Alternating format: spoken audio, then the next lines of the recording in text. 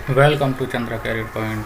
Hello दोस्तों, आज मैं लेकर आया हूँ ईवीएस के सुपर 30 क्वेश्चंस जो पेपर फर्स्ट के लिए बहुत महत्वपूर्ण हैं। तो चलिए देखते हैं पहला क्वेश्चन। और ये पेपर में जो मिलेगा आपको 61 से ही मिलता है, ठीक है। तो पहला क्वेश्चन, एक पालतू जानवर को रखना और उसके साथ खेलना किस प्रकार एक बालक के विकास में सहायता करता है? तो किस प्रकार करता है? पहला ऑप्शन सामाजिक सुगमता, सामाजिक पालन पोषण, या सुदृढ़, या फिर चौथा चुनौतीपूर्ण। तो इसका सही ऑप्शन हमारा क्या होगा? तो इसका सही ऑप्शन होगा हमारा पहला, फर्स्ट ऑप्शन, सामाजिक सुगमता। अगला क्वेश्चन देखते हैं। पक्षियों में पाई जाने वाली निम्न विशेषताओं का अध्ययन कीजिए। सुडौल शरीर, खोखली हड्डियां, पंख और पर, या चौथा स्थिर रहने वाले पैर और घूमने वाली गर्दन। तो इसमें से जो विशेषताएं होंगी वो कौन सी होंगी? ऑप्शन दिए हैं पहला, दूसरा या और तीसरा। दूसरे में दिया है पहला, दूसरा और चौथा। तीसरे में दिया है तीसरा और चौथा, और चौथे में दिया है दूसरा और तीसरा। तो सही ऑप्शन जो होगा हमारा इसमें पहला होगा। सुडौल शरीर होता है उनका, खोखली हड्डियां होती हैं और पंख और पर होते हैं। तो स्थिर रहने वाले पैर और घूमने वाली गर्दन, ऐसा तो नहीं है। स्थिर रहने वाले पैर तो नहीं होते, घूमने वाली गर्दन तो घूम तो जाती है। तो इसका सही जो ऑप्शन होगा यही होगा, फर्स्ट। अगला देखते हैं। एक पारिस्थितिकी तंत्र है जिसमें घास, बकरी, हिरण, खरगोश, शेर, मिट्टी, बैक्टीरिया और कवक तथा आसपास के भौतिक पर्यावरण शामिल हैं। निम्न में से कौन सा जैविक घटक इस पारिस्थितिकी तंत्र का द्वितीय स्तर का उपभोक्ता है? तो कौन सा होगा? कवक, बकरी, हिरण या शेर? चलो इसको करते हैं, फिर इसके बाद में इस क्वेश्चन पाएंगे, छूट गया है। चलो इसी को सॉल्व कर लेते हैं पहले। तो कौन सा ऑप्शन होगा? कवक होगा, बकरी होगी, हिरण होगी, या शेर होगा? तो सही हमारा होगा द्वितीय स्तर का उपभोक्ता होगा शेर। जो मांसाहारी होते हैं वो क्या होते हैं? हमारे द्वितीय उपभोक्ता कहलाते हैं। अब आते हैं क्वेश्चन नंबर जो हमारा छूट गया था 3। पौधों की एक्स नामक एक प्रजाति होती है जो बड़ी संख्या में उगते हैं, लेकिन वे संसार भर में केवल भारत के वायु हिस्से में ही पाया जाता है। यह पौधों की कौन सी प्रजाति है? विलुप्तप्राय, जोखिमपूर्ण, स्थानीय या विदेशी? तो कौन सी होगी? ये होगी हमारी स्थानीय, क्योंकि ये एक ही स्थान पे मिल रही है, तो इसलिए क्या होगी? ये स्थानीय होती है। एक प्रजाति जो केवल संसार के किसी एक हिस्से में रहती है उसे हम क्या कहते हैं? स्थानीय प्रजाति कहते हैं, ठीक है। नेक्स्ट क्वेश्चन देखते हैं। मूल स्थान संरक्षण का एक उदाहरण है जीन बैंक, बीज अधिकोष, वनस्पति उद्यान, या जैव मंडलीय संरक्षित स्थान? तो कौन सा होगा इसमें? जो मूल स्थान संरक्षण का उदाहरण होगा वो होगा जैव मंडलीय संरक्षित स्थान। Next question. रीना महसूस करती है कि हाल ही में उसकी शारीरिक गतिविधियां बढ़ गई हैं और तदनुसार उसके शरीर की पोषणीय आवश्यकताएं भी बढ़ गई हैं। निम्नलिखित में से खाद्य पदार्थ समूहों में से कौन सा समूह अपने शरीर की वर्तमान आहार संबंधी आवश्यकताओं को पूरा करने के लिए शामिल करना चाहिए? तो कौन सा होगा? अम्लीय फल, केला, मछली, या अम्लीय फल, मटर, नट्स जो बादाम होते हैं, या अनाज, केला, मक्खन, या फिर फलियां, दालें और मछली? तो इसमें जो हमारा सही ऑप्शन होगा ऑप्शन नंबर 3, अनाज, केला और मक्खन। जो लोग नियमित रूप से कठिन कार्य में विलिप्त रहते हैं उन्हें अधिक ऊर्जा की आवश्यकता होती है, ठीक है। Next question. निम्न तत्वों में से किसमें कार्बोहाइड्रेट और प्रोटीन दोनों होते हैं? तो किसमें होते हैं? फास्फोरस में, नाइट्रोजन में, सल्फर में, या कार्बन में? तो हमारे जो कार्बोहाइड्रेट और प्रोटीन होते हैं वो होते हैं हमारे कार्बन में। नेक्स्ट देखते हैं। नेक्स्ट क्वेश्चन है हमारा, जल निकायों का सीवेज जिन्हें हम गंदे नाले कहते हैं, से अधिक मात्रा में पानी ग्रहण करना दर्शाता है। उच्च BOD या निम्न BOD या उच्च DO या प्रभावहीन BOD और DO। तो सही आंसर जो होगा हमारा इसमें पहला, उच्च BOD। अब ये जो गंदे नाले होते हैं इनमें क्या होता है कि जैविक तत्व के रूप में सड़ने योग्य पदार्थ होते हैं इसमें, और जब ये सीवेज जल निकायों में गिरता है तो बहुत से सड़ पैदा करने लगता है, क्योंकि इसमें क्या होती है, इस पानी में जो ऑक्सीजन होती है, ऑक्सीजन की कमी होती है, जिससे जल में रहने वाली प्राणियों पर बुरा प्रभाव पड़ता है। नेक्स्ट क्वेश्चन, आवासों के संबंध में निम्न कथनों का अध्ययन करें। किसी पर्यावास में दो प्रजातियों के आवास भिन्न भिन्न होते हैं। किसी पर्यावास में किसी प्रजाति का आवास मात्र उसका भार होता है। दो प्रजातियां बिना प्रतिस्पर्धा के एक ही आवास में रह सकती हैं, या किसी पर्यावास में किसी प्रजाति का आवास उसके कार्यात्मक लक्षण को प्रभावित करता है। तो कौन सा होगा? तो इसमें जो हमारा सही ऑप्शन होगा पहला होगा, पहला और चौथा। किसी पर्यावास में दो प्रजातियों के आवास भिन्न भिन्न होते हैं। किसी पर्यावास में किसी प्रजाति का आवास उसके कार्यात्मक लक्षण को प्रभावित करता है। नेक्स्ट देखते हैं, निम्न में से किस प्रकार के घर अस्थायी आवास होते हैं? कैंप, लकड़ी के ढांचे पर बने घर, कंक्रीट के बने घर, या पत्थरों, गारे और चूने से बने घर। तो अस्थायी आवास कौन से होते हैं? ये हमें ऑप्शन ही देख के पता चलता है कि कैंप जो होते हैं वो क्या होते हैं? अस्थायी आवास होते हैं। अगला, एक आदमी को यात्रा करने और नए नए स्थानों पर जाना पसंद है। निम्नलिखित स्थानों में से कौन से स्थान पर वह जा सकता है जब वह औरंगाबाद से पूर्व की दिशा में यात्रा कर रहा हो? ऐसे क्वेश्चन तो मैं ज़रूर मिलेगा ऐसा क्वेश्चन, तो ऐसे क्वेश्चन ज़रूर कर लेना, एक बार मैप को देख लेना और उसको सॉल्व कर लेना।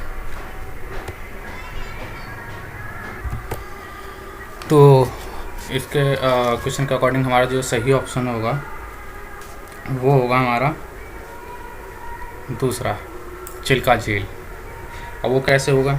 तो औरंगाबाद जो होता है महाराष्ट्र का एक शहर है, ठीक है, और दिए गए विकल्पों में क्या है कि चीला झील जो उड़ीसा में है, औरंगाबाद से पूर्व की ओर पड़ती है। और हम जहाँ करें औरंगाबाद से पूर्व की दिशा में जा रहे हैं, तो इसके अकॉर्डिंग क्या होगा? हमारा चिल्का झील होगा।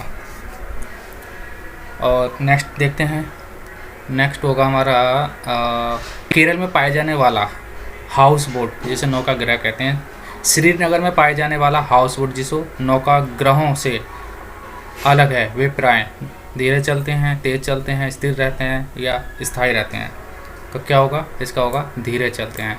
जो केरल में पाए जाते हैं हाउस बोट वो क्या होते हैं? जो श्रीनगर में हाउस बोट पाए जाते हैं उनसे क्या होते हैं? वो धीरे चलते हैं।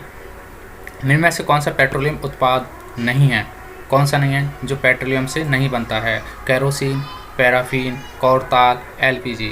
तो कौन सा होगा इसमें जो हमारा पेट्रोलियम से नहीं बनने वाला उत्पाद होगा? वो होगा हमारा कोलताल।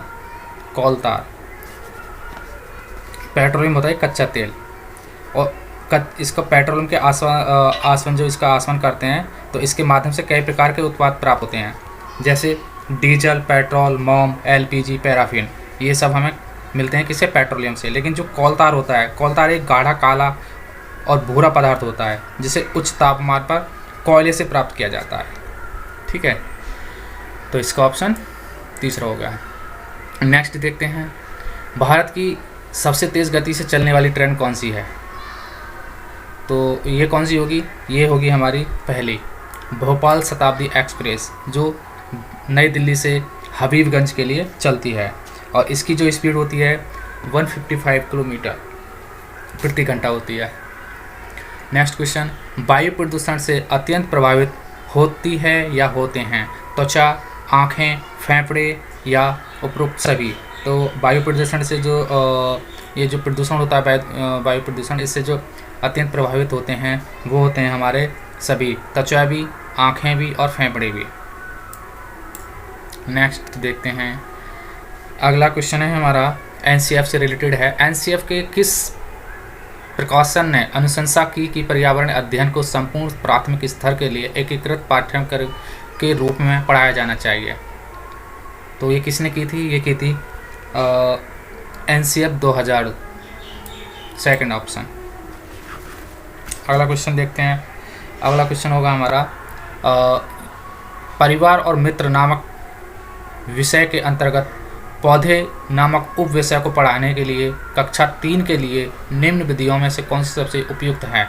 कक्षा में पौधों के चित्र लाना जिसमें पत्ता, फूल तथा फल लगे हों, या पहले बच्चों के साथ बातचीत करना और फिर प्रकृति की सैर कराना, या किताब में दिए गए पौधों के चित्र को दिखाना, या कक्षा में चर्चा किए बिना सीधे प्रकृति की सैर कराना। नहीं, तो इसका सही होगा ये पहले बच्चों के साथ बातचीत करना और फिर प्रकृति की सैर कराना। नेक्स्ट क्वेश्चन देखते हैं। किसने पर्यावरण अध्ययन को अनेक पारिस्थितिकी तंत्रों के बीच वस्तुओं तथा सिद्धांतों में समतुल्यता बनाए रखने के अध्ययन के रूप में परिभाषित किया? तो किसने किया था?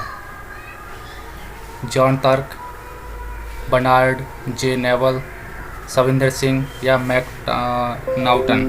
तो इसका जो सही ऑप्शन होगा दूसरा, बर्नार्ड ए नेवल। नेक्स्ट क्वेश्चन देखते हैं। पर्यावरण शिक्षा के संबंध में निम्न कथनों को पढ़ें। पर्यावरण एवं इसके मानव के साथ पारिस्थितिक संबद्धता की आधारभूत समझ, पर्यावरण संबंधी समस्याओं की जागरूकता तथा उनके समाधान के लिए योग्यता, पर्यावरण के क्षेत्र में काम करने वाले संगठनों के नामों के बारे में जानकारी, और चौथा पर्यावरण के प्रति संवेदनशीलता। तो सही ऑप्शन होगा हमारा इसमें पहला, दूसरा और चौथा, ये सही हैं। अगला क्वेश्चन। नीचे पौधों के प्रकरण पर पढ़ाते समय एक अध्यापिका और कक्षा 3 के बच्चों के बीच एक वार्तालाप दिया गया है। अध्यापिका: अगर पूरे संसार में पौधे न हों तो क्या होगा? पहला छात्र: महाशया, हम फल जैसे आम, सेब तथा केला नहीं मिलेंगे तथा सब्जी भी जैसे आलू, बैंगन तथा गोभी भी नहीं मिलेंगे। दूसरा छात्र: हमें सांस लेने के लिए ऑक्सीजन भी नहीं मिलेगी। तीसरा छात्र: मैडम, मधुमक्खियाँ भी नहीं होंगी। अध्यापक: आप ऐसा क्यों सोचते हो? तीसरा छात्र: मेरे पिताजी मधुमक्खी पालन करते हैं और उन्होंने मुझे बताया कि मधुमक्खियाँ फूलों से परागासार प्राप्त करती हैं और पेड़ों पर अपना घर बनाती हैं, जिसे छत्ता कहा जाता है। इसके बाद वे मुझे अपने मधुमक्खियों की बाड़ी पर ले गए जहाँ छत्ते थे। तो यह एक अंत्यक्रिया दर्शाती है: समझने में, प्रयोग करने में तथा मूल्यांकन करने में, स्मरण करने में, समझने में तथा प्रयोग करने में, मूल्यांकन करने में तथा सृजन करने में, या स्मरण करने में, सृजन करने में तथा प्रयोग करने में। तो इसका जो सही ऑप्शन होगा हमारा 80 का दूसरा, स्मरण करने, समझने तथा प्रयोग करने में। Next question. शिक्षण अधिगम प्रक्रिया में पाड़, जिसे बोलते हैं स्केप बोर्डिंग, का क्या अर्थ है? तो इसका जो सही ऑप्शन होगा चौथा होगा, जिन अवधारणाओं को बच्चे स्वयं से नहीं समझ सकते उन्हें समझाने में सहायता करना है। इसको बोलते हैं स्केप, ये बोर्डिंग नहीं होल्डिंग होगा, स्केप फोल्डिंग बोलते हैं इसके। नेक्स्ट, मूल्यांकन प्रक्रिया के संबंध में निम्न कथनों को पढ़ें। अच्छा, यहाँ पे स्केप फोल्डिंग जो होता है इसका अर्थ क्या होता है? इसका अर्थ होता है कि शिक्षण अधिगम प्रक्रिया के दौरान बच्चों की सहायता करना, ताकि बच्चे उन अवधारणाओं को समझ सकें जो उन्हें कठिन लग रही हों। यह सहायता शिक्षक, सहपाठी, दोस्त आदि कर सकते हैं। तो नेक्स्ट क्वेश्चन। मूल्यांकन प्रक्रिया के संबंध में निम्न कथनों को पढ़ें। इसमें भय रहित और सहायक वातावरण में निगरानी शामिल है। यह रिपोर्टिंग के लिए नहीं होता, अंक और ग्रेड प्रदान करने पर अधिक बल देता है, या अधिगम की कमियों को दूर करने और उसमें सुधार के लिए नियमित रूप से विस्तृत फीडबैक है। तो इसका जो सही ऑप्शन होगा हमारा पहला, जिसमें शामिल हैं पहला, दूसरा और चौथा। नेक्स्ट देखते हैं। संकलनात्मक मूल्यांकन के उद्देश्य को पूरा करने के लिए किस प्रकार के प्रश्नों, गतिविधियों के प्रयोग से बचना चाहिए या कम से कम प्रयोग करनी चाहिए? सूचना आधारित, समझ पर आधारित, प्रयोग पर आधारित या विश्लेषणात्मक? तो इसका जो सही ऑप्शन होगा हमारा सूचना आधारित। नेक्स्ट देखते हैं, किस प्रकार के छात्र अध्यापक के लिए अधिगम संसाधन होते हैं? वे छात्र जो अवधारणाओं को सीखने में कठिनाई महसूस करते हैं। वे छात्र जो अवधारणाओं को सीख सकते हैं लेकिन सहपाठियों के लिए कार्य की जांच नहीं कर सकते। वे छात्र जो अवधारणाओं का सीख सकते हैं लेकिन अपने स्वयं के कार्य की जांच नहीं कर सकते। या फिर वे छात्र जो सीख सकते हैं और स्वयं के वे अपने सहपाठियों के काम को जांच सकते हैं। तो किस प्रकार के जो छात्र होते हैं वो अध्यापक के लिए क्या होते हैं? अधिगम संसाधन होते हैं। तो इसका सही ऑप्शन होगा वे छात्र जो सीख सकते हैं और स्वयं के वे अपने सहपाठियों के काम को जांच सकते हैं।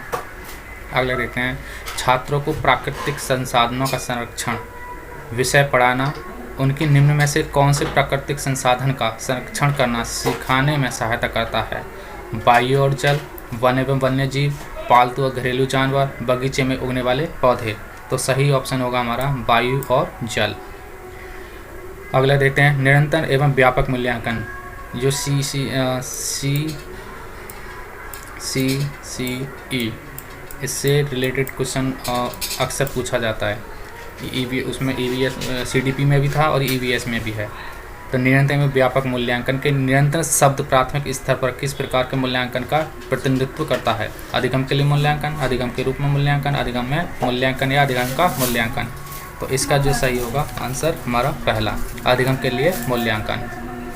नेक्स्ट देखते हैं, EVS मतलब पर्यावरण अध्ययन में शिक्षण अधिगम विधियों का चुनाव निम्न कारकों में से किस पर निर्भर नहीं करता? अवधारणा, विद्यालय का तत्व विचार, संसाधनों की उपलब्धता या पूर्व अधिगम अनुभव। तो कौन सा है जो नहीं करता है? वो है हमारा दूसरा, विद्यालय का तत्व विचार। अगला देखते हैं, EVS या पर्यावरण अध्ययन के शिक्षण अधिगम में निम्नलिखित विधियों में कौन सी विधि बच्चों की अध्ययन के स्तर के मूल्यांकन में सहायक करती है? कौन सी? जिसको बोलते हैं स्क्रीनिंग, अनुवीक्षण, बातचीत, व्याख्यान या प्रदर्शन आधारित। तो कौन सी होगी? इसमें होगी हमारी दूसरी, बातचीत। नेक्स्ट, पर्यावरण अध्ययन के अध्यापन में समूह शिक्षण पद्धति का उपयोग करना प्रोत्साहन में सहायता करता है। सामाजिक बातचीत, गुटबंदी या छात्रों की कमजोरी, छात्रों के सुस्त कार्य निष्पादन को बचाना या व्यक्तिगत विचारों को सही ठहराता हर संभव तरीके उसे उपयोग करना। तो सही जो ऑप्शन होगा हमारा इसमें सामाजिक बातचीत। सेकंड लास्ट क्वेश्चन देखते हैं, लास्ट क्वेश्चन है ये इसका, निम्न विशेषताओं में समुच्चय अध्ययन करें। बच्चों के व्यक्तित्व के रचनात्मक अभिव्यक्ति के लिए अवसर प्रदान करना। दूसरा, छात्रों में विषय वस्तु के प्रति रुचि, आगे के अध्ययन के लिए इच्छा तथा अन्वेषण को जागृत करने में सक्षम, शाब्दिक रूप और याद करने के स्थान पर सीखने और जोर डालना तो नहीं होगा, ये तो नहीं होगा। छात्रों में सहायक अध्यापन के लिए केवल के कौशल का विकास करना। तो सही जो आंसर होगा हमारा दूसरा होगा।